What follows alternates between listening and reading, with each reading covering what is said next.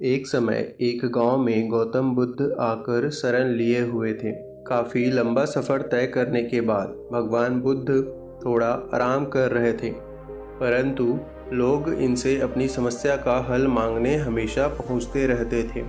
ऐसे में जहां भी भगवान बुद्ध रुकते थे, वहां के लोगों की लंबी कतार जमा हो जाती थी और भगवान बुद्ध को वे अपनी समस्या बताते और भगवान बुद्ध उनका बड़ी खुशी से समाधान करते थे। तभी एक बार भगवान महात्मा बुद्ध जिस गांव में विश्राम कर रहे थे, वहां उस गांव में एक सड़क के किनारे एक भिखारी बैठा करता था। वह रोज यह देखता था कि लोग अपने दुख दर्द और अपनी गंभीर से गंभीर समस्या को लेकर आते और जब वहां से जाते तो उनका चेहरा बेहद खिलखिला रहा होता। वे मुस्कुरा रहे होते जैसे कि उनको तो कभी कोई समस्या थी ही नहीं और वे एक नए जोश के साथ भरे हुए दिखाई देते। तब भिखारी के मन में यह विचार आया कि क्यों न वह भी भगवान बुद्ध के पास जाए और उन्हें अपना हाल कह सुनाए, परंतु वह डरता भी था। लेकिन इसके बाद वह एक दिन गहरे चिंतन के बाद भगवान महात्मा बुद्ध के पास पहुंच ही गया। लोग बड़ी लंबी लाइन में खड़े रहते और एक एक कर अपनी समस्या का समाधान लेकर भगवान महात्मा बुद्ध के पास से चले जा रहे थे। ऐसे में गौतम बुद्ध के चेहरे पर सदा एक मुस्कान रहती थी और वे हमेशा इसी तरह सभी के समस्या का हल बताते रहते, सभी के समस्याओं का समाधान करते रहते।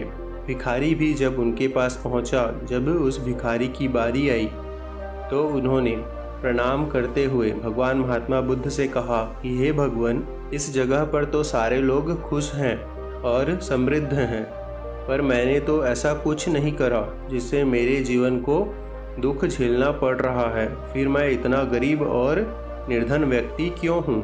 तब इस बात पर भगवान महात्मा बुद्ध बोले कि तुम गरीब और निर्धन इसलिए हो क्योंकि तुमने आज तक सिर्फ मांगा है, किसी को आज तक कुछ दिया ही नहीं है।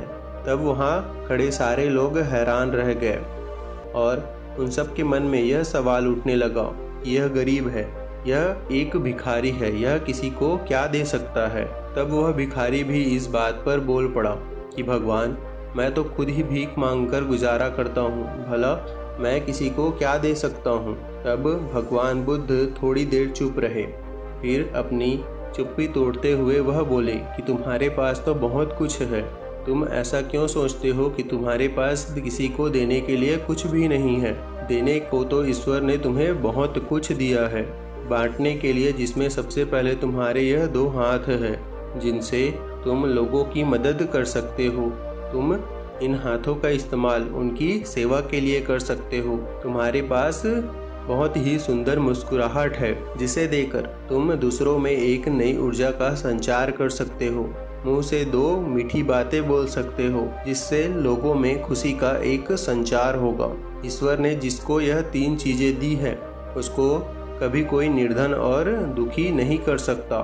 निर्धन होने का विचार तो सिर्फ हमारे मन में ही पनपता है। यह सिर्फ एक भ्रम ही तो है जिसे तुम्हें उभरना चाहिए और अपनी जिंदगी की एक नई शुरुआत करनी चाहिए।